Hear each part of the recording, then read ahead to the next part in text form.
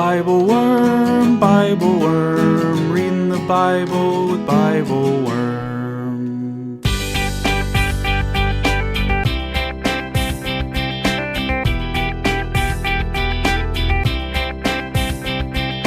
Welcome to BibleWorm, getting to the core of the biblical text. I'm Dr. Amy Robertson, Director of Lifelong Learning at Congregation Or Hadash in Sandy Springs, Georgia. And I'm Dr. Robert Williamson, Professor of Religious Studies at Hendrix College and the founding pastor of Mercy Community Church in Little Rock. We're here every week to discuss the biblical text, both as biblical scholars and as people of faith, one Jewish and one Christian.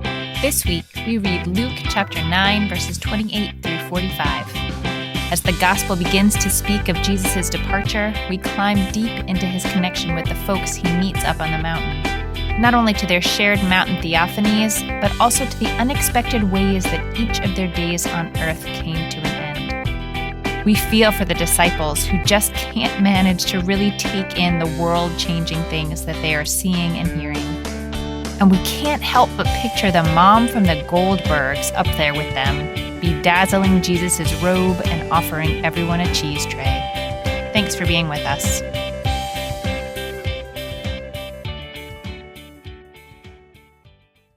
Hello, Bobby. How are you? Hey, Amy. I'm doing really well. How are you? I am doing all right. Well, this week, I want to say this is an entertaining story, but I don't think that's quite accurate. I don't know. Is this story entertaining? No.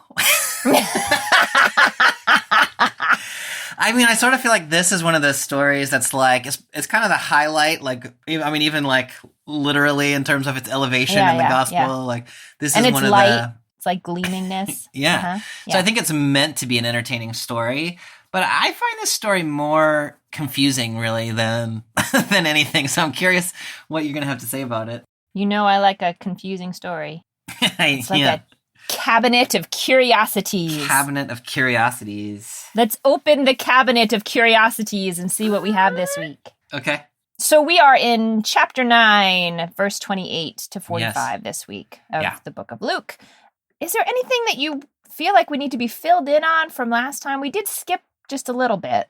A couple of things seem kind of relevant to me. The first one is at the beginning of chapter 9, Jesus sends out the disciples, sort of sends them on their own experiential learning adventure and gives them authority. And part of that authority is that Jesus gives them the power over all demons and to heal sickness. So Jesus has sort of bestowed on the disciples this particular power, which is going to become relevant later in our conversation. And then Jesus feeds the 5,000 with the miraculous, feeding of the bread and the fish. And after that, the disciples figure out, Jesus says, who do you say that I am? And Peter says, you're the Christ sent from God. And so the disciples at this point... That is important, yeah. Yeah. So the disciples at this point in the gospel have seen this, they've seen Jesus doing his miracles until they finally make this declaration about him. And this text that we're about to read today follows immediately on that story where they're struggling with their insight that Jesus is the Messiah. Yeah. Oh, that was important catch-up. I'm glad you did that. Yeah. I'm glad you did that. Okay, so should I just go ahead and dive in? Yeah, I think so. Okay, so we're picking up at verse 28. Now, about 8 days after these sayings, Jesus took with him Peter and John and James and went up on the mountain to pray. And while he was praying, the appearance of his face changed, and his clothes became dazzling white. Suddenly they saw 2 men, Moses and Elijah, talking to him. They appeared in glory and were speaking of his departure, which he was about to accomplish at Jerusalem. Now Peter and his companions were weighed down with sleep, but since they had stayed awake, they saw his glory and the 2 men who stood with him. I can't help but think about, those, you can buy them still at, Michael's, bedazzlers. You can bedazzle things.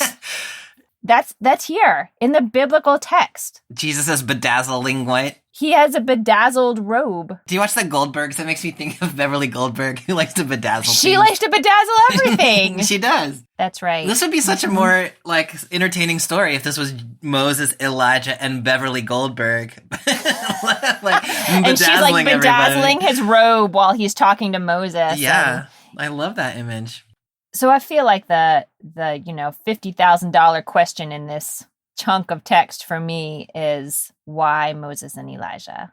I mean, so a couple of sort of, fairly easy gets in that conversation is, both Moses and Elijah have mountaintop experiences where they encounter God. Moses, of course, on Sinai for a very long time. Elijah in 1 Kings 19, when he flees away from Ahab and Jezebel, ends up at Sinai or Horeb and meets God there, and God sends him back to the city. So in my mind, like Jesus on a mountain, Moses on a mountain, Elijah's on a mountain, they're all being connected in that kind of a way. And then the other sort of clear resonance is Moses, I think, represents Torah, Elijah represents prophecy, Jesus being there with both those representatives sort of suggests that Jesus is in line with, continuous with, culmination of, however you want, whatever verb fits there, of those two parts of Scripture. He's not something new and different. He's something that belongs. I mean, he is new and different, but not wholly different. He belongs with those two. He's in a lineage, yeah. What other kinds of resonances do you see with Moses? I mean, the resonance that I have been studying with one of my bat mitzvah students, one of the last parshas in Deuteronomy, one of the last sections of the book of Deuteronomy called Ha'azinu, where it's right before Moses's death. And he goes up to another mountain, Mount Nebo, and looks out over the land of Israel. And Moses dies. Moses leads his people up to the next chapter in their relationship with God, but he can't be there with them for it. Yeah. It's a heart-wrenching scene on the mountain. Like, he pleads with God to be able to enter the land of Israel after having led the people through all their ridiculousness, like all that mishigas, getting them out of Egypt and through the desert and through their complaining and, And so there's this moment, like this mountaintop moment for Moses where he learns how he's going to die. Yeah. And I think that's part of what's happening here too. Yeah, I love that. That's really interesting. I had not made that connection, but that's exactly right. Luke gives us that detail, which we don't get in Mark's version of the story, that what they were talking about was Jesus's departure, which he would achieve in Jerusalem. What a euphemism. I know. The word there in Greek actually is exodus, which is a really strong connection, of course, to the Moses story. And so Jesus's crucifixion, resurrection, and ascension, I think, is what's being talked about there, is being framed as an exodus, connecting to Moses crossing the Red Sea and escaping from Pharaoh. But I love what you're doing with that. Jesus is also learning like that the nature of Jesus's exodus is that it involves his death, and which is a really interesting connection to the Moses story. And so Jesus is on this mountain thinking about his future with the people who are going to carry his legacy forward. And he's kind of, we don't really get Jesus's emotional state here other than he's up on a mountain and he's praying, which Jesus tends to do when he's troubled in some kind of a way.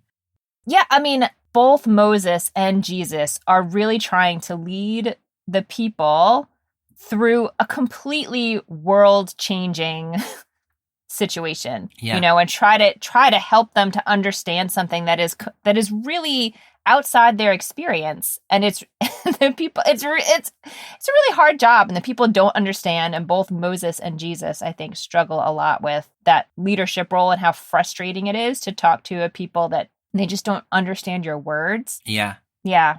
One of the things that's unusual or different about Luke's account of this story is that it happens when Jesus is in prayer. In the other Gospels, Jesus is just up on the mountain and Moses and Elijah kind of show up. Here, Jesus is specifically, he's praying, and they show up while he is in his prayer state. And so we've seen Jesus praying previously. His experience of the baptism in Luke's gospel was a prayer experience where the heavens opened and Jesus said, "You're my son with whom I am well pleased." Jesus prayed, went on the mountain and prayed before he chose his disciples. Now here's Jesus up on the mountain praying when Moses and Elijah show up to him.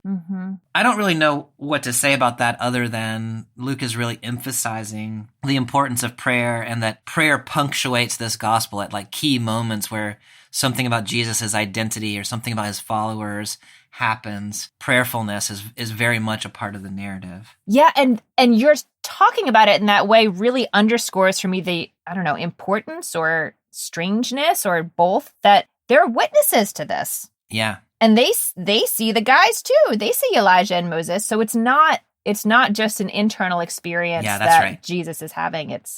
This is actually happening. Yeah, it's actually happening while Jesus is praying. Like, it's kind of an interesting, kind of an interesting set of things. Yeah. Mm-hmm. It's so interesting that notice in 32 that Peter and James and John were almost asleep. And then like this like crazy thing happens and they manage to stay awake. I'm like, I feel like, wouldn't you be like, like, like sit bolt upright, like, oh my God, what is happening? But they're like, just struggling to keep their eyes open. I was talking to my husband last night and told him this is the text we were reading today, and he pulled it up. He's a lapsed Episcopalian, and so he pulled up the text, and whatever translation he was reading to me just said they were very sleepy. And it just was so funny. Very sleepy. But I love that detail. Like, it's so real. Like, they don't know what's going on. It's like being dragged around by your parents when you're a little kid, and your parent understands why this thing you're doing is important, but they're tired, man. Yeah. Do you think they're brought up there so that they will see? Or does Jesus want company? Yeah, because, I mean, the verb there is he took Peter, James, and John. Yeah. So it's intentional. It's intentional. And we've had other places where Jesus withdraws by himself. Yeah. So it seems to me like he has wanted them there, either to experience this thing with him. He knew this is what was going to happen, or because he wanted company. And I don't know which one of those. I have this one other thought about Moses, especially Moses, less so Elijah being there. But I keep thinking about, like, why couldn't God just tell Jesus about his departure? Like, why are Moses and Elijah there for our benefit, or to, like, help us connect the story of Jesus to the story of Moses? Or are they there for Jesus's benefit? I don't know. It has me thinking about, like, the nature of how Jesus will depart is fairly new information as far as we know, and kind of traumatic information, I would imagine, for Jesus himself. And so I could see how, I don't know, like, I'm thinking of, like, trauma support groups where people who have been through rough things are able to, I don't know, guide you through thinking about it in a different way, in a way that's, like, really real and acknowledges how bad it is, but also can be encouraging. Not that Moses' death is just like Jesus' I mean, it's not, but Moses' death is rough. And Elijah just gets taken up into heaven in a chariot. I know. Like, he didn't even know. He's like, I don't know what you guys are talking about. I've been riding around in a chariot all these years. I guess Jesus is going to have that experience too. That's kind of interesting. Yeah. He's going to die in the way that Moses died, and he's going to be taken up into heaven in the way that Elijah was taken up into heaven. And so he needs both of them in order to sort of understand this full experience that's coming. Yeah. So you're right. Jesus has told the disciples just right before this, the 8 days earlier, he has announced to them that he's going to be killed and raised on the third day in 9:21-22. And they don't understand. And so part of the gospel, the rest of the gospel, is them trying to come to terms with what Jesus has told them. And so I really like what you're saying about Jesus needs somebody who he doesn't have to, like, talk through it himself. He needs somebody who can sort of be with him through it. And the Moses and Elijah are those people. I really love that way of reading it. It's like the very human side of, it's a very human reading of Jesus. Yeah, no, I like that. We should probably talk just a little bit about, like, Jesus. This passage is often talked about as the Transfiguration of Jesus, which is a reference, I mean, to the whole story, but specifically to that change of his appearance. But I'm just curious if you have thoughts about, like, you know, the change of his appearance, the flashing of his clothes, the whiteness of his presence. Like, any thoughts about why that might be significant? So going back to Moses, it ties into Exodus 34, where Moses encounters God, and then it's like his being so close to the glory of God, his face picks up this radiance of its own. And the text tells us that when he goes back down to talk to the people, they can't look at him because he's so bright. Yeah. So he has to wear, like, a little veil. Yeah. Because they won't look at him. And I just will put a little note in here. I hope this story sounds completely ridiculous to our listeners, but because people still believe it, I feel like I need to say it. This word for radiance that's associated with Moses was translated into the Latin as, instead of saying Moses, like his face radiated, that he had horns. Yeah. And I actually know several Jews who have either been asked point blank where their Really? horns are, or people who went to like college or summer camp and someone asked if they could wash their hair for them as though it was like this sweet and bizarrely intimate gesture because they wanted to see if they had horns. What? Jews do not have horns, people. Just radiance. Just radiance. No, just Moses and Jesus have the radiance. Yeah.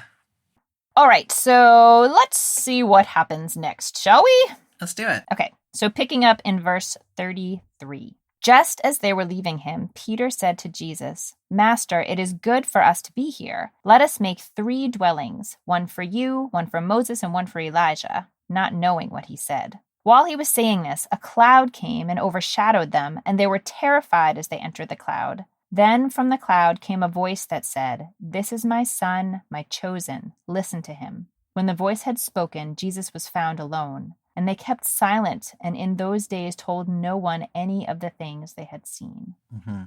Man, those apostles are really disoriented.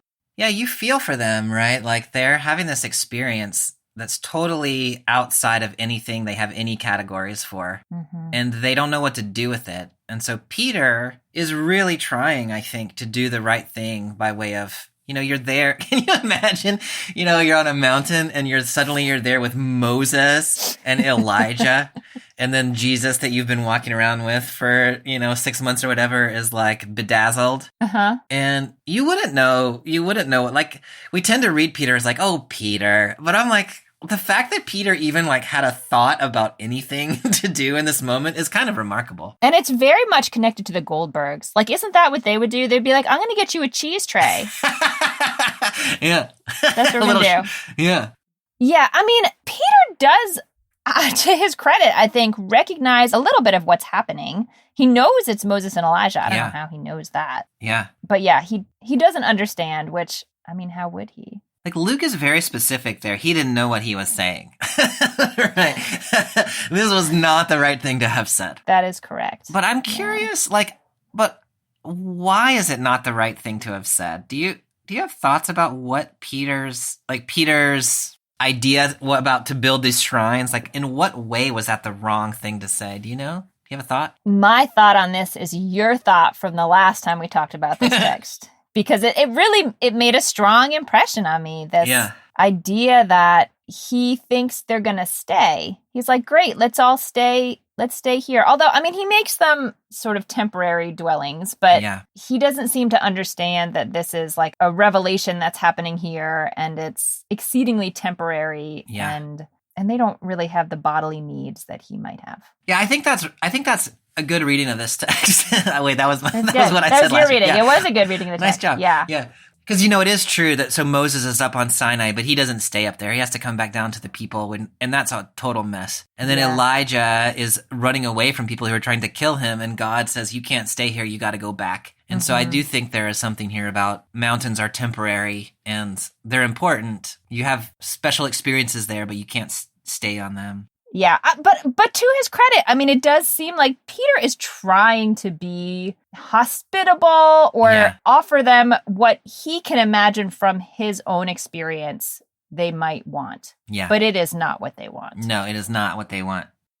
So we get a cloud here overshadowing them. Mm-hmm. I know that's a familiar idea from the Hebrew Bible. Can you, what is that? I mean, it just puts us right back in the book of Exodus, like when the strongest resonance for me is the stories of moving through the desert. And when it's time for them to sort of settle down and stay in a place for a while, it says a cloud descends upon the tabernacle and they stay. And then the cloud sort of lifts and they know it's time to move again. So the cloud is a indication of God's especially present presence. So when the cloud descends here, we would sort of think about that as like, now God is like, now it's Moses, Elijah, Jesus, and God. Yeah. Sort of in a different kind of way. Yes. Like God is like present. Yeah. Yeah. Uh-huh. Uh-huh. That's intense. I mean, and they're terrified. Yeah. Which is the appropriate response, right? Yes, this is the appropriate response. It is not, I'm going to build you a sukkah. It's, I'm going to be terrified. I'm going to be terrified. Yeah. And then when the voice comes from the cloud, what do you think about what it says? says. I mean, I guess listen to him sounds to me like scolding. Yeah. But aren't they trying to listen to him? Like, they are listening to him. They're trying to listen to him. Yeah, I mean, to me, that's a little bit of that, like, do you ever have conversations with people where you're like, you're not listening to me? And they're like, I heard every word you said. Yeah. And I'm like, yeah, but you didn't, you didn't listen to me though, did you? And so you get this sort of like, we hear you, but we don't, like, there's a disconnect in that processing. Yeah. To me, that's sort of what's happening here. Like, the disciples are hearing Jesus. They're saying some of the right things, like, you're the Messiah. Jesus says, that means I'm going to suffer and die. They can't take that on board. And so there's this sort of like, there's a limit to their listening. Yeah. Or at least they're comprehending. And so maybe this voice is saying, you gotta push through. Like, this thing that is happening, you do not have categories for this thing in your own head. Yes. And so you gotta, like, let go of some stuff and just really pay attention. Yeah, no, I love the way you just said that you don't have categories for this in your head. So it's much more nuanced than obey him, you know? Yeah. Like, they are pretty much obeying him, but it's like, soak yourself in his words. Like, yeah, really try to, as you said, like, take it on board, and it's going to be totally outside the categories of existence that you have known. Yeah, I think So that's good right. luck. The other connection that probably you would make is that what the voice says here is quite similar to what the voice said to Jesus at the baptism, when Jesus was praying That's at the right. baptism. This is my son you are my son with whom I am well pleased. Mm-hmm. So here we get that reiteration, but this time publicly an announcement, this is my son. Mm-hmm. And then instead of with whom I am well pleased, you get the command, listen to him. So I think we're meant to hear that baptism is sort of setting apart this new part of Jesus's ministry. And then I think now the Transfiguration is sort of setting apart the next thing that's about to happen. It's like it's a marking of important transitions, I think. All right. So now we're going to come back down the mountain. Yeah. Picking up in verse 37. On the next day, when they had come down from the mountain, a great crowd met him. Just then, a man from the crowd shouted, "Teacher, I beg you to look at my son. He is my only child." Suddenly, a spirit seizes him, and all at once he shrieks. It convulses him until he foams at the mouth. It mauls him and will scarcely leave him. I begged your disciples to cast it out, but they could not. Jesus answered, "You faithless and perverse generation, how much longer must I be with you and bear with you? Bring your son here." While he was coming, the demon dashed him to the ground in convulsions. But Jesus rebuked the unclean spirit, healed the boy, and gave him back to his father. And all were astounded at the greatness of God. That's an intense story. That is an intense story. Yeah. What details stand out to you about this situation? The first thing I think is, earlier in the podcast, I was talking about how the disciples received from Jesus the authority to cast out demons back in 9:2. And here what we have is kind of a test of that authority. Can they do it? And they can't. Mm-hmm. And so there's this kind of interesting, this is a source of frustration for Jesus, right? Who calls them faithless and crooked generation. At least I think he's talking to the disciples there. It's not entirely clear. But he's like, I gave you this authority. You ought to be able to do this thing. You are not able to do it. And so there's this kind of miscarriage of this apostolic calling where Jesus has said, you're my folks and I'm going to give you my power. And this thing that you're talking about where you're on the mountain, you're thinking about what's going to happen after I'm gone. And when the people pass into the next stage of the ministry, how's it going to go? And here's the disciples not able to do what Jesus has given them the authority to do, and how disappointing that must be for him. I mean, like his response here is pretty harsh. Yeah. And I think that's part of it, is he's worried about what happens when I'm not here anymore. But these words, faithless generation, also harken back to Deuteronomy 32. Like Moses says to the people in that very same parsha, he calls them that crooked, perverse generation. And there really is that sense in reading Moses there and reading Jesus here that, like, y'all, I am leaving soon. You have got to get yourselves together. Yeah. It just feels like such a quick, like, flip of the switch here in this text. But again, like this revelation of Jesus's departure is recent. Yeah, this part of the text is so interesting, and like there's intense things happening in like all sorts of different registers. So like, in the last chapter, they have declared Jesus as the Messiah. They've not been able to understand that he's going to suffer and die. They've encountered Moses and Elijah on a mountain. They've been unable to cast out a demon. It's like these high highs and these low lows, and they're all coming together in this kind of like, you get the sense that everybody's sort of overwhelmed by everything that's sort of coming at them all of a sudden. Had the disciples done other healing before? Like, are you surprised they couldn't heal this guy? You know, in my mind, it's not that surprising. Mm-hmm. They get sent out in chapter 9, and the feeding of the 5,000, Jesus says, hey, why don't you feed these 5,000 people? And they're like, we don't have any food. You know, like, they have not sort of risen to the occasion. Yeah. Let me tell you where my thinking went reading this particular story. Yeah. I was thinking about why the disciples couldn't do it. Yeah. And the thought I had was that this sounds so terrifying. Yeah.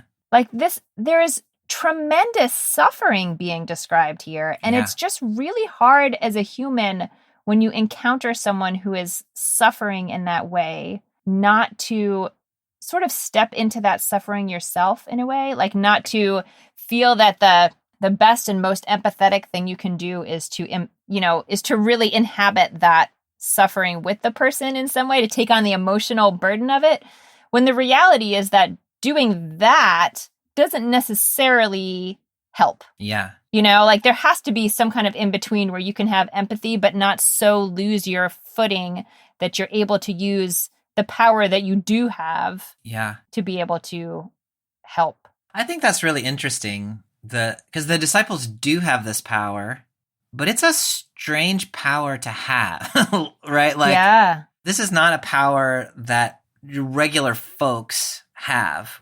You know, we've seen other prophets in the Hebrew Bible and now Jesus who have the capacity to do things like this, but not, you know, just like people who sort of randomly started following Jesus and were just kind of regular folks. And so, so that trusting in the power that you do have, that it is sufficient and that it's actually there. Mm-hmm. And I like what you're saying about the tendency to get overwhelmed by other people's suffering and to get pulled into it in a way that maybe you don't recognize the power that you actually have. Mm-hmm. I think that's a very empathetic reading of the disciples. And I like that. Like, I can relate to that reading of them. Just certainly there are places where I get pulled in, where I could do something, but I'm not confident I could do it. And it's easier for me to sort of get swept up in the problem. Yeah, there's a saying in the Talmud, don't be daunted by the enormity of the world's grief. Mm. That I can imagine in this situation being daunted by the enormity of the suffering that was before you. Yeah, absolutely. So I will pick up then and take us to the end. I'm actually starting in the middle of verse 43. While everyone was amazed at all that he was doing, he said to his disciples, "Let these words sink into your ears. The Son of Man is going to be betrayed into human hands." But they did not understand this saying. Its meaning was concealed from them so that they could not perceive it. And they were afraid to ask him about this saying. Yeah. Let these words sink into your ears. I mean, that just totally goes back to what you were saying when we said, like, what does it mean? This is my son, listen to him. They're trying to listen to him. Yeah. But like, it's more than that. It's a different, range of meaning for listen. Yeah, I think that's right. They are hearing him, but they are not hearing him. Mm-hmm. Yeah. One of the things that's striking to me is just like the continuation of all this stuff, right? You get the sense. So there's been an 8-day break at the beginning of this text, but then you get the sense that like they go up the mountain and this thing happens. And as soon as they get back down the mountain, then you have this healing of this boy. And then as soon as that's over, then now they're thinking about Jesus being handed over into human hands. Yeah. And just like it all just comes. Yes. With no time to process. Yes. Really. And then the instruction is like, let this sink in, right? And you're like, how can I let this sink in when it's just like coming at me so fast? Mm-hmm. Mm-hmm. Why do you think Jesus wants them to know that he will be betrayed into human hands? That's a great question. Because you've got these, like in both of these sets of stories that we've read, you've got the combination of Jesus's glory and then this conversation about his death. And so you're at the high and the low at the same time. And it's important to Jesus that you be able to deal with both of those things, it seems like, at the same time. Mm-hmm. There's kind of two ways that I'm putting that together, and I'm not sure which one or whether either one of these is the right way to put it together. One is that in the big picture of this gospel, what's about to happen is that Jesus' full glory is going to be revealed in the worst thing that happens to him. So his crucifixion and resurrection, that's going to be where you really understand what Jesus is about. And you need to get prepared that you can handle both of those things. Like, this is a little tiny version of what's coming down the road. And when we get there, you need to be able to deal with that. So I need you to start dealing with it now. The other way that I'm thinking about it is related to what we were saying before, which is Jesus trying to hand on his ministry to his apostles. And this is going to be their reality too, that this power that they have from God is going to come with persecution from the authorities who can't handle the inbreaking of this kingdom. And so this thing that's happening to me is going to also happen to you. And so I need you to understand that that's where we're headed. Do you have thoughts about either what I've said there or your own way of answering that question? You know, humans expect success to look a certain way. Yeah. You know, and so maybe there's some worry that, I mean, understandably coming from what the Hebrew Bible expects from a Messiah, what the Jewish community at this point expects from a Messiah. If you see the way that Jesus's departure goes, it could seem to be undermining the power that you thought you saw before. Like it could itself rewrite the story in your head and say, well, that couldn't have been what we thought it was. That. So maybe planting this seed is saying like, this is, I don't know, maybe it would help to counterbalance at that moment. As you said, like both of these extremes are going to be held together, and like, remember that for later, even if you don't understand what I'm saying now, if you can hold on to this thought for later when these questions will arise. I love that. So if you can only recognize me in the glorious moments, then at the end of this story, you're going to not know who. You're not going to recognize me. Yeah. I love that. All right. So as we come to an end of this section of text, what message would you pull out for folks today? I think that I am kind of where we just ended up, actually, is a pretty good place to dig into this text. Which is, I mean, there's a lot of glorious things that happen in this text. There's the revealing of Moses and Elijah. There's Jesus's transformation. There's the healing of this boy. But these are paired with this lack of understanding and this repetition about suffering. And just where we were there, where you're thinking the gospel, the reality of God, the story about Jesus is not simply in the glorious things, but is also in the misunderstandings and the failures, and that just because you see misunderstandings and failures does not mean that you're not seeing God's glory being worked out in your presence. It's easy to see it on top of the mountain. It's easy to see it in the healing. It's really hard to see it in the disciples' failure to carry through. It's really hard to see it in Jesus's description of his suffering and death at the hands of the imperial power. And so if followers of this gospel are only able to see God at work in glorious moments, this is not sufficient to the life of faith. You have got to be able to recognize that God is at work among us, even when we fall short, we don't understand, we cannot hear, we can't talk about it, we can't take it on board, we can't do it. Jesus is crucified. In those things, that's when we most need to be aware that God is at work in the world. And in this cultural moment where, I mean, things seem to have been falling apart for a very long time. In my own experience, they seem to be falling apart in a more pronounced or obvious way right now. And that may say something about who I am and the way that I'm privileged to exist in the world. But one would not likely talk about this time as a time when God's glory is like immediately present in the world. And so that sort of insight or that persistence or that stamina to believe that God's work is actually unfolding in the world and to participate in that unfolding, even though right now it looks like misunderstanding and failure. That seems to be an important takeaway from this text for me. That's really beautiful and really important. I want to say for our moment, I'm sure many generations have felt that way also. Yeah, but absolutely. Yeah, no, I think that's really beautiful. What are you seeing when you look at this text? I think not so different from what you said. I am seeing these breakthrough moments of like something so phenomenal happening, so shocking, whether it's good shocking or bad shocking, that don't fit with the weight of your experience in the world. What do we do with those? Like, it's really easy for humans to just sort of tuck those away and be like, well, that didn't really happen. Or, like that couldn't have happened. That doesn't fit with my experience. It doesn't really make sense. I mean, right now my mind is going to like Holocaust denial. Like it seems so crazy. How could that have happened? Yeah. And that's why there's so much, education that like, no, that like those kinds of things, good and bad, do happen. Yeah. But it is hard for humans to take that into their worldview, those sort of like potentially life-changing events and moments.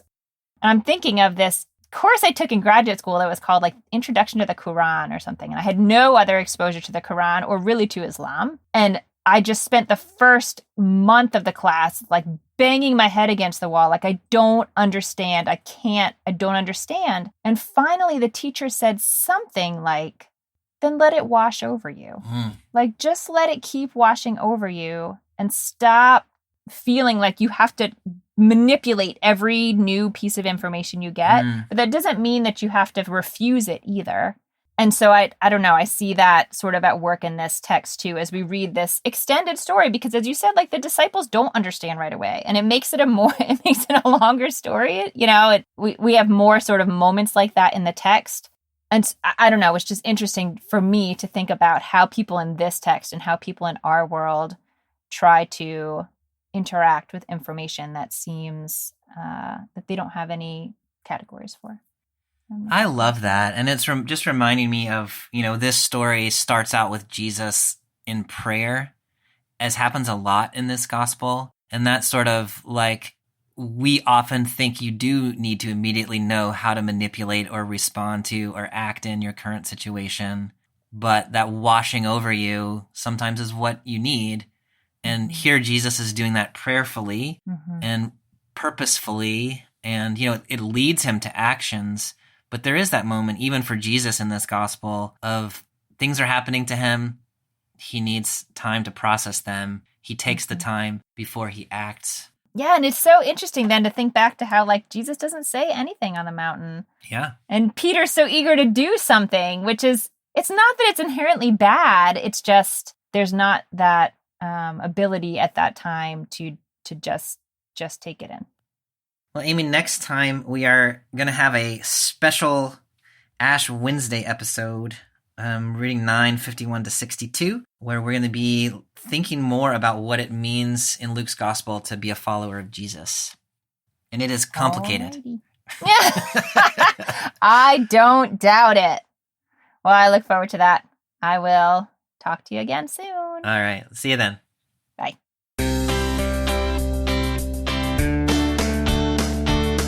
Thanks for joining us for this episode of BibleWorm. If you'd like to hear the rest of our conversation about this text, join our Patreon at the extended worm level or higher to get access to extended episodes. You'll also find other goodies like early access, video lectures, weekly liturgies, and more, starting at just $4 per month.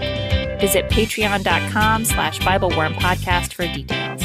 BibleWorm is produced by Bobby Williamson and edited by Joel and Laura Becker. Our theme song is sung by Colin Bagby. We're grateful to all our supporters for helping us to keep the podcast going. A special thank you to our executive producer, Fox Valley Presbyterian Church in Geneva, Illinois, and to our newest sponsor, David Brandfast.